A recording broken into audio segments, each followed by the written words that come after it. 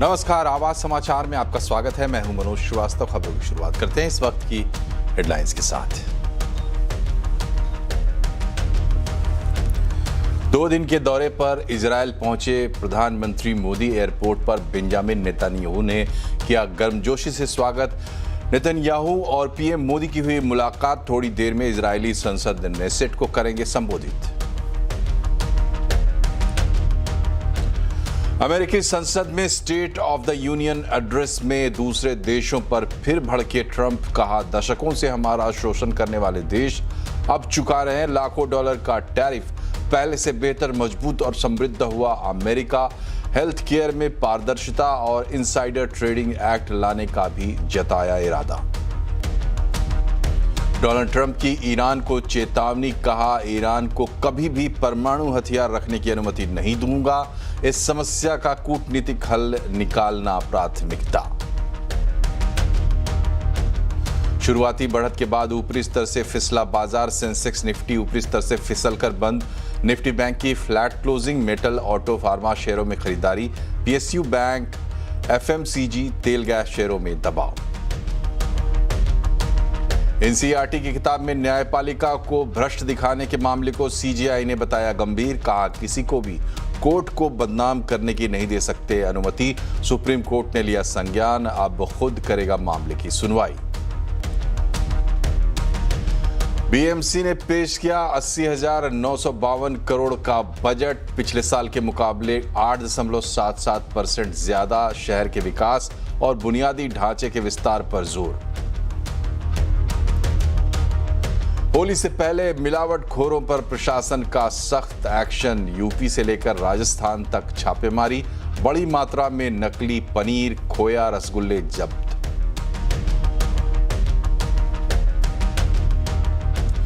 प्रधानमंत्री नरेंद्र मोदी 2 दिन के दौरे पर इजरायल पहुंच गए हैं। इजरायल के प्रधानमंत्री बेंजामिन नेतन्याहू ने और उनकी पत्नी ने एयरपोर्ट पर पीएम मोदी को रिसीव किया। इस दौरान राष्ट्रगान के साथ पीएम मोदी का स्वागत किया गया। नेतन्याहू ने गर्मजोशी से पीएम मोदी का स्वागत किया और उन्हें ग्रैंड वेलकम दिया गया। ये पीएम मोदी की बीते 9 साल में दूसरी इजरायल यात्रा है। इससे पहले जुलाई 2017 में वो इजरायल गए थे।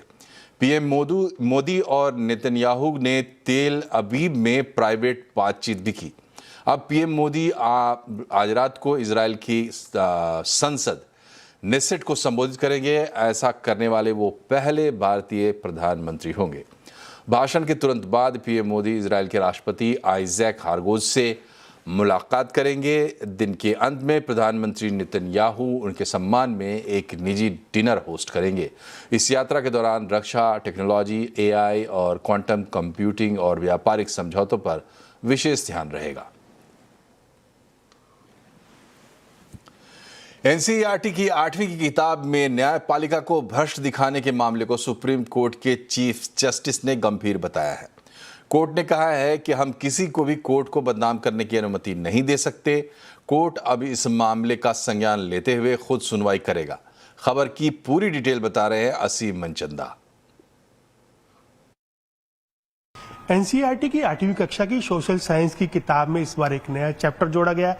इसके अंदर जुडिशरी के भ्रष्टाचार को दिखाया गया है। इसमें कहा गया है कि कोर्ट्स के अंदर लाखों की संख्या में केस पेंडिंग है। तो ये मामला आज जो वरिष्ठ वकील कपिल सिब्बल है और अभिषेक मनु सिंह भी हैं, उन्होंने सुप्रीम कोर्ट के सामने रखा। उन्होंने कहा कि इस मामले में सीधे जुडिशरी को ही टारगेट किया गया है। और भी संस्थाएं हैं जो कि भ्रष्ट हो सकती हैं, राजनेता भ्रष्ट हो सकते हैं, अधिकारी भ्रष्ट हो सकते हैं, लेकिन इस मामले में सीधे सीधे जो कोर्ट्स हैं उनको टारगेट किया गया। सुप्रीम कोर्ट ने कहा कि हम इस पूरे मामले से अवगत हैं, ये काफी गंभीर चिंता का विषय है। सुप्रीम कोर्ट ने कहा कि हम किसी को भी कोर्ट को बदनाम करने की अनुमति नहीं दे सकते। हम इस मामले के कुछ संज्ञान लेते हुए उसकी सुनवाई करेंगे। तो जल्द ही सुप्रीम कोर्ट इस मामले को लिस्ट करेगा। सभी जो स्टेक होल्डर्स हैं, सरकार है, एनसीईआरटी है, उनको एक नोटिस भेजेगा और इस पूरे मामले की सुनवाई करेगा। महाराष्ट्र के पूर्व डिप्टी सीएम अजित पवार की विमान दुर्घटना में मौत के करीब 1 महीने बाद डीजीसीए ने एक्शन लिया है। चार्टर कंपनी वीएसआर वेंचर्स के 4 विमानों को ग्राउंड कर दिया गया है। साथ ही देश भर की सभी चार्टर कंपनियों के लिए नए सेफ्टी नियम लागू किए जाएंगे। खबर की पूरी डिटेल बता रहे हैं रोहन सिंह। जी, बारामती विमान दुर्घटना को करीब 1 महीने होने वाले हैं। इस मामले में एआईबी की जो इनिशियल रिपोर्ट है वो आनी भी बाकी है, लेकिन इससे पहले डीजीसीए ने कुछ कदम उठाए हैं वीएसआर वेंचर्स के खिलाफ। ये वही कंपनी है जिसका ये विमान था। इस कंपनी के 4 जो विमान हैं उनको ग्राउंड कर दिया गया। ये सभी विमान जो है लीयरजेट 40 और लीयरजेट 45 सीरीज के हैं। इसी सीरीज का जो एक विमान जो दुर्घटनाग्रस्त हुआ है वो इसी सीरीज का था। और साथ ही जो ऑडिट किया गया था इस कंपनी का, उसमें कई सारी खामियां पाई गई हैं, खासतौर पे एयर सेफ्टी को लेकर, एयर वर्दिनेस को लेकर, साथ ही फ्लीट को लेकर। ये भी पाया गया कि जो एसओपीज थे उनका ठीक से पालन नहीं किया जा रहा था। हम आपको बता दें कि इस कंपनी के पास 17 के करीब विमानों की जो है फ्लीट है, इसमें से 4 को ग्राउंड किया गया है। लेकिन साथ ही डीजीसीए ने कुछ और आदेश दिए हैं। देश के जितने चार्टर प्लेन ऑपरेटर्स हैं उन सभी के लिए अब सभी चार्टर प्लेन ऑपरेटर्स की एक रैंकिंग होगी सेफ्टी के आधार पर, जिसे पीरियोडिकली डीजीसीए अपनी वेबसाइट पर अपडेट करेगा। साथ ही सभी चार्टर प्लेन ऑपरेटर्स को कहा गया है कि वो अपने विमानों की जो फ्लीट है उसका जो एज है, विमानों की कितनी उम्र है, उसको अपनी वेबसाइट पर डालें। जो पायलट्स हैं उनके पास उनका एक्सपीरियंस कितना है ये डालें, ये सारी डिटेल्स को डालें और इनकी भी समय समय पर ऑडिट होगी। साथ ही डीजीसीए ने भी कहा है कि वो अब रैंडम ऑडिट इस तरह की जो कंपनियां हैं उसको बढ़ाएंगे। साथ ही एजिंग फ्लीट को लेकर खास तौर पे नजर रखेंगे। बृहन मुंबई म्युनिसिपल कॉरपोरेशन यानी बीएमसी ने 80,952 करोड़ रुपए का मेगा बजट पेश किया है। ये बजट पिछले साल के मुकाबले 8.77% ज्यादा है। इसमें शिक्षा के लिए 4,248 करोड़ रुपए दिए गए हैं, जबकि हेल्थ के लिए 7,456 करोड़ रुपए का प्रस्ताव है। Mumbai coastal road north project के लिए 2100 करोड़ का प्रस्ताव रखा गया है। होनहार स्टूडेंट्स की मदद के लिए 19 लाख रुपए का प्रस्ताव है, जबकि टीचर ट्रेनिंग के लिए 2 करोड़ 40 लाख रुपए रखे गए हैं।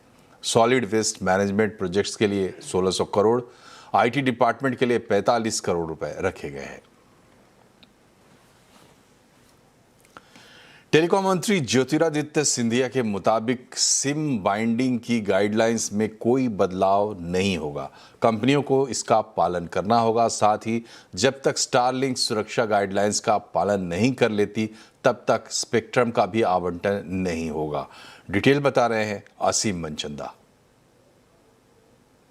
दिसंबर में दूरसंचार विभाग ने व्हाट्सएप, टेलीग्राम जैसी कंपनियों को सिम बाइंडिंग करने के निर्देश दिए थे। इसका ये मतलब था कि अगर आप व्हाट्सएप या टेलीग्राम का इस्तेमाल कर रहे हैं, आप अपने मोबाइल से सिम हटा देते हैं तो आपका व्हाट्सएप और टेलीग्राम उसके बाद वहां पर नहीं चलेगा। आपने किसी लैपटॉप पे लॉगिन किया है या फिर किसी टैबलेट पे लॉगिन किया तो हर 6 घंटे के बाद आपको लॉग आउट कर दिया जाएगा, आपको दोबारा से लॉगिन करना पड़ेगा। तो ये गाइडलाइंस अब 28 फरवरी से लागू होने जा रही है। आज टेलीकॉम मंत्री से पूछा गया कि क्या इस गाइडलाइन में किसी तरह की डील मिल सकती है, तो उन्होंने साफ मना कर दिया कि ये गाइडलाइन में सभी स्टेक होल्डर के साथ चर्चा की गई थी और सरकार गाइडलाइंस में किसी भी तरह की डील नहीं देगी, यानी कि ये गाइडलाइंस 28 फरवरी से लागू हो जाएंगी। इसके साथ साथ स्टारलिंक के ऊपर भी पूछा गया कि स्टारलिंक को कब तक स्पेक्ट्रम मिल सकता है, तो सर उन्होंने कहा कि जब तक स्टारलिंक भारत की सिक्योरिटी गाइडलाइंस को पूरा नहीं करती थी तब तक कंपनी को स्पेक्ट्रम नहीं दिया जा सकता। तो पहले कंपनी को जो भारत की सिक्योरिटी गाइडलाइंस है उसको पूरा करना पड़ेगा, उसके बाद ही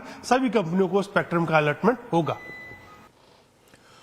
और अब बात करते हैं आज के बाजार की। शुरुआती बढ़त के बाद आज बाजार ऊपरी स्तर से फिसल गया। सेंसेक्स निफ्टी ऊपरी स्तर से फिसलकर बंद हुए, जबकि निफ्टी बैंक की फ्लैट क्लोजिंग हुई। आज बाजार में कैसा रहा कारोबार, डिटेल के साथ बता रहे हैं कंचन नौटियाल। तो मार्च सीरीज की शुरुआत में हमने देखा कि बाजार में जो रिवाइवल है वो आता हुआ दिखाई दिया है। हम अमूमन हमने ये भी देखा है कि पिछले 2 साल में भी हमारे मार्केट ने पॉजिटिव रिटर्न दिए हैं मार्च सीरीज में। हालांकि हायर लेवल से थोड़ा सा कूल ऑफ जो है वो देखने को मिला है। स्क्रीन पे आपको जो पिक्चर है वो डायरेक्टली क्लियर होती हुई भी दिखाई देगी।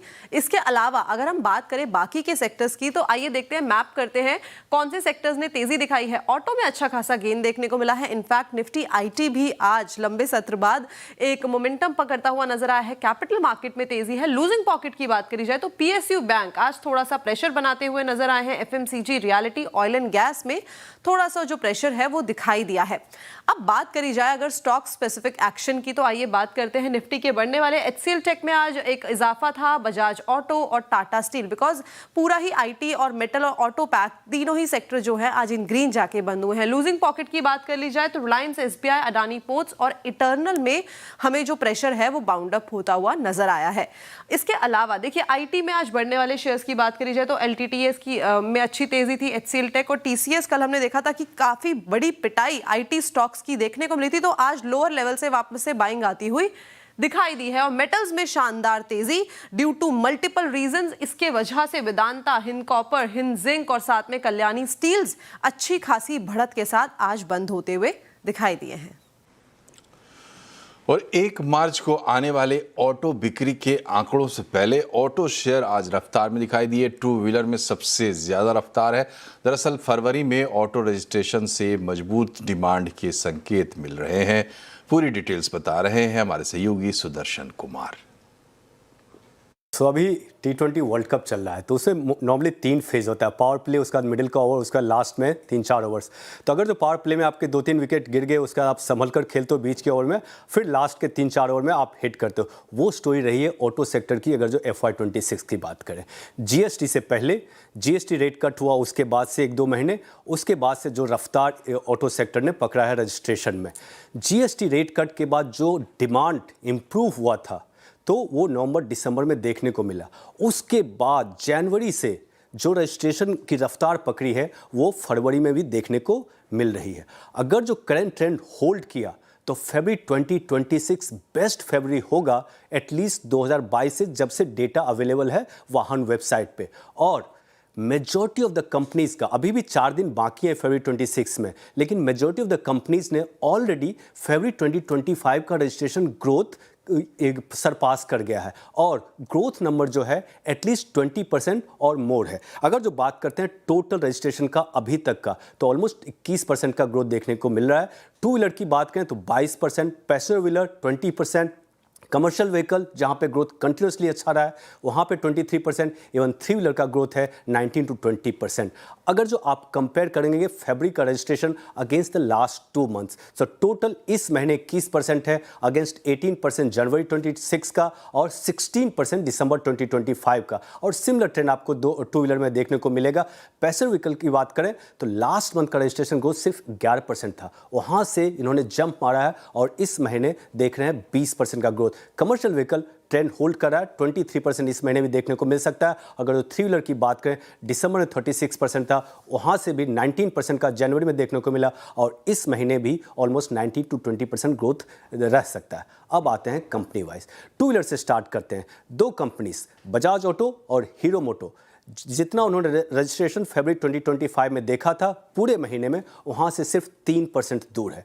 अगर जो बजाज ऑटो की बात करें तो उनका जो दूसरा सेगमेंट है एक्सपोर्ट, ऑलमोस्ट 50% कंट्रीब्यूट करता है। वहाँ पे लगातार 4 महीने से 2 लाख यूनिट्स का मंथली रन रेट वो देख रहे हैं। और राजीव बजाज ने कल बोला कि अप्रैल से वो बढ़कर 2.5 लाख यूनिट्स हो सकता है। जो सबसे स्ट्रॉन्ग कंपनी है 2 व्हीलर में, टीवीएस मोटर रॉयल एनफील्ड, उनका रजिस्ट्रेशन अभी तक जो फरवरी 2026 में देखा ऑलरेडी वो ज़्यादा है जो पूरे महीने फरवरी 25 में हमने देखा था। आते हैं इलेक्ट्रिक 2 व्हीलर्स का। क्या स्टोरी रहा है? ओला अंडर परफॉर्म, एथर आउट परफॉर्म। सेम स्टोरी आपको इस महीने में देखने को मिला था। एथर का रजिस्ट्रेशन ऑलरेडी फरवरी 2025 से 40% ज़्यादा हो चुका है और ओला में डिक्लाइन कंटिन्यू रहेगा। अब आते हैं पैसेंजर व्हीकल और कहें 4 व्हीलर का। 3 मेजर कंपनीज है, Tata Motors passenger vehicle, Mahindra and Mahindra auto और मारुति। तीनों का रजिस्ट्रेशन नंबर्स ऑलरेडी फेब 2025 के नंबर से ज़्यादा हो गया है। और सरप्राइजिंग पार्ट क्या है, सबसे अच्छा कौन कर रहा है? Tata Motors passenger vehicle. इस बार आते हैं कमर्शियल व्हीकल में, नंबर्स अच्छे रहे हैं और इस बार दोनों कंपनी के रजिस्ट्रेशन फेब 2025 से ऑलरेडी ज़्यादा हो चुका है। अभी भी 4 दिन बाकी है। अगर जो करंट ट्रेंड होल्ड करता है तो फेब 2026 बम्पर महीने रहेगा ऑटो सेक्टर के लिए। के बाद एक बार फिर से आपका स्वागत है। अमेरिका के राष्ट्रपति डोनाल्ड ट्रंप ने अपने स्टेट ऑफ द यूनियन संबोधन के दौरान एक बार फिर से भारत और पाकिस्तान युद्ध रुकवाने का दावा किया। उन्होंने कहा कि दोनों देशों के बीच हालात इतने बिगड़ चुके थे कि मामला परमाणु युद्ध तक पहुंच सकता था। ट्रंप ने सांसदों को संबोधित करते हुए कहा, पाकिस्तान के प्रधानमंत्री ने उन्हें कहा कि अगर मैंने हस्तक्षेप नहीं किया तो भारत और पाकिस्तान परमाणु युद्ध में उतर सकते हैं। करीब 3.5 करोड़ लोगों की जान जा सकती है। इसके अलावा ट्रंप ने 8 अलग-अलग युद्ध रुकवाने का दावा किया। Our country has never been stronger. In my first 10 months, I ended 8 wars, including Cambodia. Isn't it funny? Sick people. Cambodia and Thailand, Pakistan and India would have been a nuclear war. 35 million people said the Prime Minister of Pakistan would have died if it were not for my involvement. Kosovo and Serbia, Israel and Iran, Egypt and Ethiopia, Armenia and Azerbaijan, the Congo and Rwanda, and of course the war in Gaza, which proceeds at a very low level. It's just about there. State of the union में Trump ने record संबोधन किया। इस address में Trump ने उनके शासन में अमेरिका से आए टर्न अराउंड की चर्चा की। इसके अलावा टैरिफ को बनाए रखने की बात भी कही। उन्होंने कहा कि जो देश पहले अमेरिका के साथ छल कर रहे थे अब वो भी टैरिफ भर रहे हैं। ट्रंप ने अमेरिकी सुप्रीम कोर्ट के जजों के फैसले को दुखद और शर्मनाक बताया, लेकिन कहा कि जिन देशों के साथ टैरिफ डील हो चुकी है वो उस पर टिके रहेंगे। डील को नहीं मानने वाले देशों पर ज़्यादा टैरिफ लगाया जाएगा। उन्होंने ये भी कहा कि टैरिफ इनकम टैक्स सिस्टम को रिप्लेस कर सकता है। टैरिफ को उन्होंने अपना ग्रेट इकोनॉमिक विजन बताया। I used these tariffs, took in hundreds of billions of dollars to make great deals for our country, both economically and on a national security basis. Everything was working well. Countries that were ripping us off for decades are now paying us hundreds of billions of dollars. They were ripping us so badly, you all know that. Everybody knows it. And yet these countries are now happy, and so are we. We made deals. The deals are all done. And they're happy. They're not making money like they used to, but we're making a lot of money. There was no inflation, tremendous growth, and the big story was how Donald Trump called the economy correctly. But the good news is that almost all countries and corporations want to keep the deal that they already made, right, Scott? Knowing that the legal power that I, as president, have to make a new deal could be far worse for them. विदेश में उच्च शिक्षा की चाहत रखने वाले भारतीय छात्र अब पारंपरिक रूप से पॉपुलर बिग 4 डेस्टिनेशन के अलावा भी विकल्प देश देख रहे हैं। सरकारी आंकड़े बताते हैं कि जहां पारंपरिक डेस्टिनेशन में रुझान कम हो रहा है, वहीं कई और देश भारतीय छात्रों की पसंद बन रहे हैं। पिछले 3 साल में विदेशी यूनिवर्सिटी या कॉलेज में एडमिशन की चाह रखने वाले भारतीय छात्रों की संख्या करीब 1/3 कम हुई है। 2023 में 9,08,000 भारतीय छात्रों ने विदेशी संस्थानों में एडमिशन लिया था, जबकि 2024 में ये संख्या घटकर 7,70,000 और 2025 में 6,30,000 रह गई। इस गिरावट के पीछे बड़ी वजह रही उच्च शिक्षा के लिए बिग 4 माने जाने वाले देश यानी यूएस, यूके, कनाडा और ऑस्ट्रेलिया के कड़े होते वीजा नियम। इसमें यूएस को छोड़ दिया जाए तो बाकी देशों में पिछले साल एडमिशन के लिए छात्रों की रुचि कम हुई है। हालांकि यूरोप के कई देश अब इस मौके को भुना रहे हैं और भारतीय छात्रों के लिए नियम आसान कर रहे हैं। अभी जो ट्रेंड चल रहा है वो मोस्टली अभी यूरोप की तरफ है, लाइक आयरलैंड, नीदरलैंड और जर्मनी की तरफ ज़्यादा है। और इवन अगर कोई किसी को इंटरेस्ट है फॉर ऑस्ट्रेलिया तो वो न्यूजीलैंड की तरफ जा सकते हैं, क्योंकि न्यूजीलैंड ने भी काफ़ी लीनियंट किया है अपना वीज़ा प्रोग्राम्स एंड ऑल, काफ़ी इम्प्रूव किया है उन्होंने। जर्मनी में इस वक्त करीब 60,000 भारतीय छात्र हैं जो 2030 तक 1 लाख से ज्यादा हो सकते हैं। जर्मनी में कम ट्यूशन फीस और बेहतर नौकरी के मौके इसकी बड़ी वजह मानी जा रही है।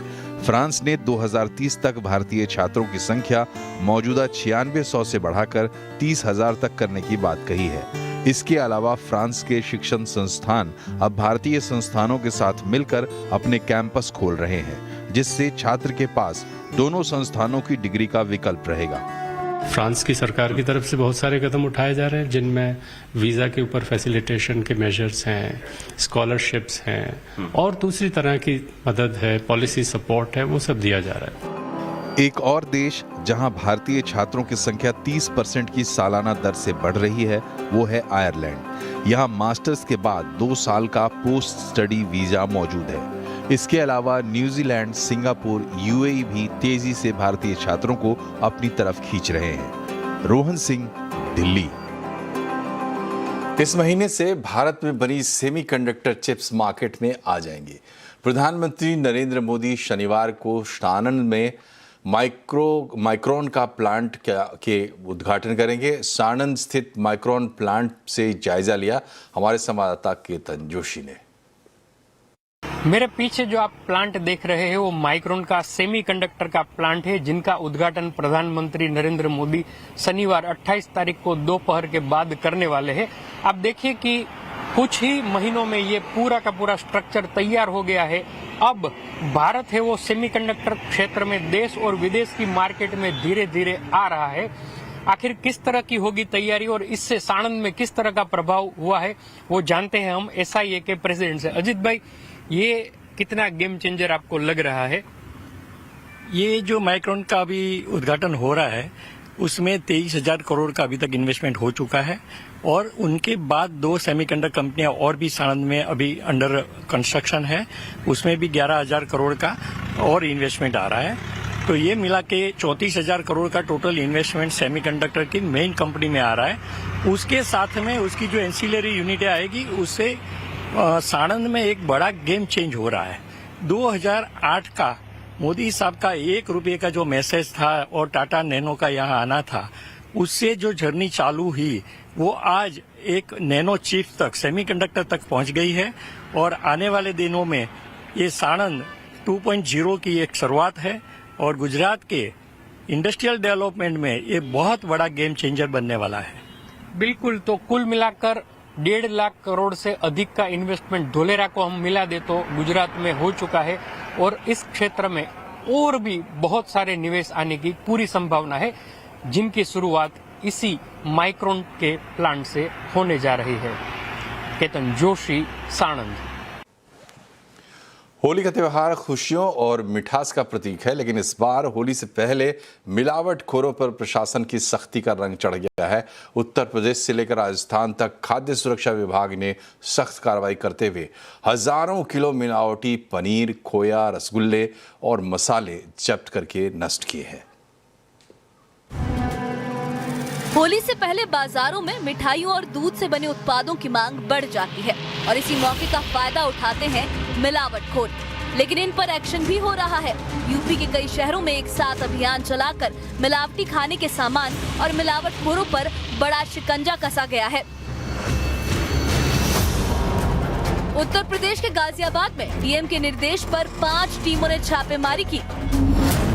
बहरामपुर में पिकअप से लाया गया 840 किलो संदिग्ध पनीर जब्त कर मौके पर ही नष्ट किया गया। राजनगर एक्सटेंशन से 430 किलो पनीर और ट्रोनिका सिटी लोनी से 200 किलो दुर्गंध युक्त खराब खोया पकड़ा गया। कुल मिलाकर 2400 किलो से ज्यादा पनीर और खोया जब्त हुआ। 29 नमूने जांच के लिए भेजे गए हैं। वहीं संभल में 2.25 क्विंटल सिंथेटिक रसगुल्ले अवैध प्लांट से बरामद कर नष्ट किए गए। साथ ही सहारनपुर में 6.30 क्विंटल मिलावटी पनीर पकड़ा गया। बिना लाइसेंस और गंदगी में रखा गया ये पनीर स्वास्थ्य के लिए खतरनाक था। मौके पर जेसीबी से गड्ढा खुदवाकर 650 किलो पनीर दबाकर नष्ट किया गया। वहीं राजस्थान के भिलवाड़ा में भी ऑपरेशन शुद्ध के तहत स्वास्थ्य विभाग हाई अलर्ट पर है। चित्तौड़गढ़ रोड स्थित एक फार्म पर छापेमारी कर 4000 किलो से ज्यादा संदिग्ध मसाले सीज किए गए। 400 किलो खजूर मौके पर ही नष्ट किया गया और सैंपल जांच के लिए भेजे गए हैं। होली की मिठास में जहर न घुले, इसके लिए प्रशासन अलर्ट मोड में है, लेकिन लोगों को भी जागरूक होने की जरूरत है, जिससे होली के रंग में भंग न पड़े।